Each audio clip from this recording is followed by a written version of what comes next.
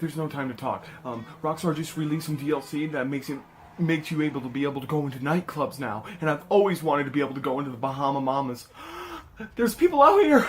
Excuse me, I'm Michael DeSanta. You may have heard of me. I'm a movie producer, and How you doing? Play pussy, get fucked. You're starting to piss me off, bro.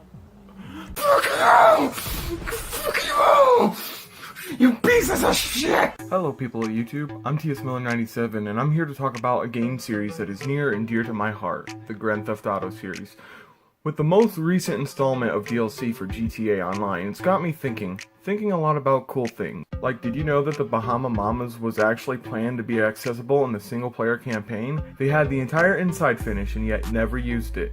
They had a lot of players hoping that they would take advantage of it and use it one day to bring back memories of GTA, The Ballad of Gay Tony. Insert their new DLC including Gay Tony himself. The only problem? It's online only. Which leaves a lot of single player guys such as myself who can't afford to play online, or the people who don't want to because of griefers or they just prefer solo. If you don't know, you're gonna know now that the GTA games are my favorite games of all time. Part of the reason why is because GTA Liberty City Stories was my first M-rated game and I played it at the precious age of 12. Now that I'm 21 looking back, I no longer think this suit looks cool. What? This? Oh, I'm an adventurous lover, you know, I like an experimental side, you know? Hey, fuck you, I was an innocent young boy. I didn't notice his nips and ass hanging out. I thought he was supposed to be a superhero or something. I quickly grabbed up Vice City Stories, and then I got my hands on GTA San Andreas. Oh boy, that was the game. Got it when I was 13 for my PS2, and I thought the graphics were amazing. Just as a side note, I turned 13 in 2010, so you can tell we didn't have a lot of money. Wait, I still don't fucking have any money. And I played the hell out of that game. I played the hell out of all of them. I beat these games about 5 times each. I beat these two about 10 times, and GTA 5 15 plus, and 3 times to 100%. Yes, I am a virgin. My point is I love GTA a lot, and I might get a lot of shit from the San Andreas hardcore fans for saying this, but I think GTA 5 is my favorite of all time. But now the main point of why I'm making this video. As much as I love Rockstar, I have to give them some shit. I love them to death, but there's something I gotta say. Why in the flying fuck have you stopped including GTA Online weapons and vehicles on the single player free play? Well, let me see if I can shine some light on the subject. Fuck you! I've had GTA 5 since its midnight release. It was the first time I ever paid for a game full price. Hell, I even had to buy a flash drive because I could only afford a 4GB console. For those of you who might not know, you needed 8GB of space free on your Xbox 360 or PS3 in order to play the game. I saved up for over 2 years to get my hands on an Xbox 360 so I could play GTA 5, which ended up costing me $300. I know that doesn't sound like much, but to me as a 15-year-old, that was like $3,000. So obviously I didn't have internet, I actually still don't. I have to go to the library, a friend's house, or a family member's house to upload videos. But when I got to an actual internet source and I saw I could get free DLC, I was so happy. And when I saw it worked offline, I was jumping for joy. But sadly, in 2015, that would come to an end. They stopped supporting the PS3 and Xbox 360 platforms because they moved on to PS4, Xbox One, and PC. Something that was well out of my reach. I didn't care though. I was happy that I was still able to play the 360 version. As the GTA Online community grew, I was in my room happily playing the story mode.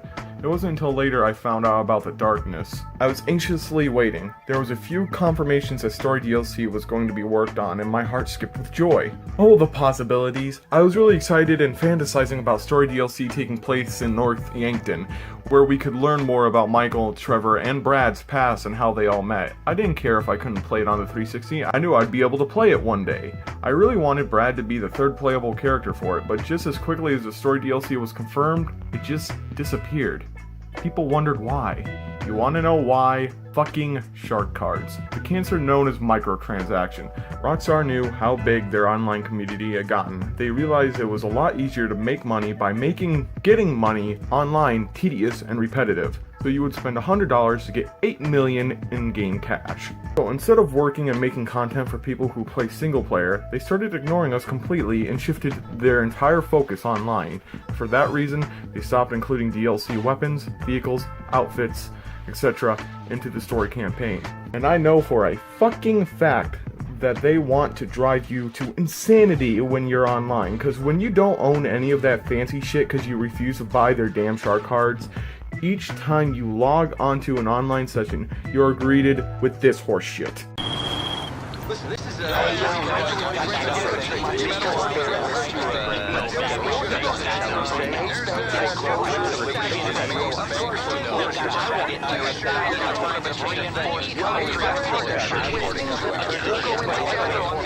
Fuck this! I'm going back to single player. Whee!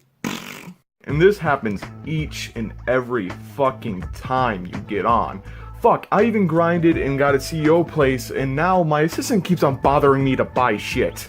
This is all theory and opinion on my end, but the reason why I think they stopped including them is because they are under the belief that if you can easily access them offline, then why would you need to go online?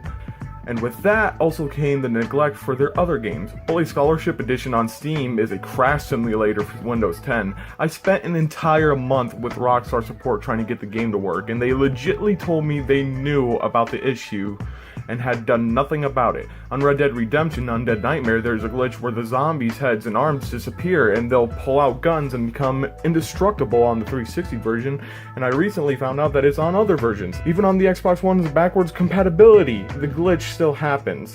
And it happened shortly after an update during the success of GTA 5. All the cars in GTA 3 on Steam have barely any color, and GTA San Andreas for 360, there's a point where the audio for all cinematics will cut out and you have to turn off the game and then restart it to get it to work again.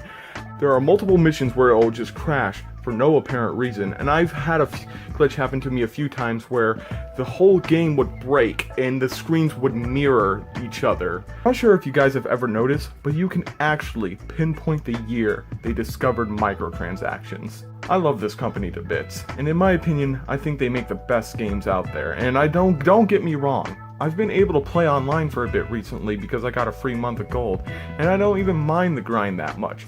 I actually think it's fun. Obviously, because I've beaten the game so many times, I'm used to repetitiveness. And a big thank you to the main beast for inviting me into his new nightclub to let me check it out when I asked. Wait a minute.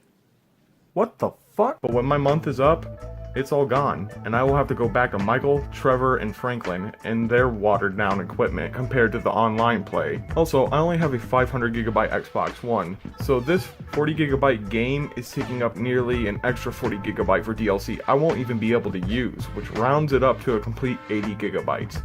Is that my punishment for not having money? Sometimes it feels so. I want to thank you all so much for watching. This is not usually my style of videos. I usually do Let's Plays, but it was something I had to get off my chest. If you want to leave a like, go ahead. Tell me what you think of all this. I hope things will pick back up in the single player category once Red Dead Redemption 2 comes out. And if you want to check out my Let's Plays, go ahead. I mean, they're not the best in the world, but I still have fun making them. And until next time, stay rockin'.